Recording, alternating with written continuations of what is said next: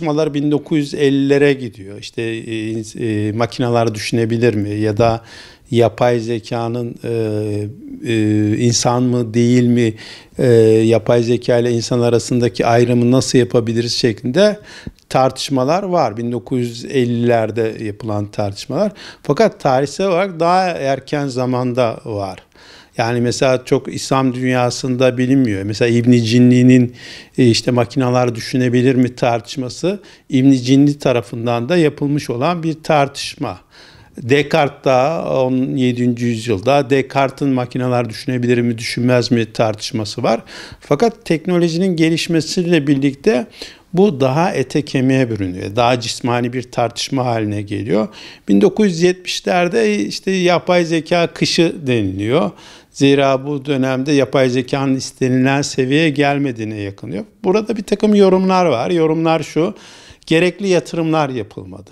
Eğer gerekli yatırımlar yapılsaydı bu kış denilen şey olmayacaktı. Nitekim 1990'larda yapay zekanın ciddi anlamda artışı ve baharı yaşandı. Burada yapay zekaya ilişkin ikili ayrım var. Yapay dar zeka, yapay genel zeka ayrımı var. Yapay dar zeka daha çok 0-1 sistemi üzerinden çalışan bir sistem. Yapay genel zeka ise derin öğrenme süreçleriyle kendini besleyen bir şey. Yani algoritmik süreçten rasyonel zemine taşındığı ifade ediliyor. Bu zeminin tabii ki eğitimle doğrudan ilişkisi söz konusu.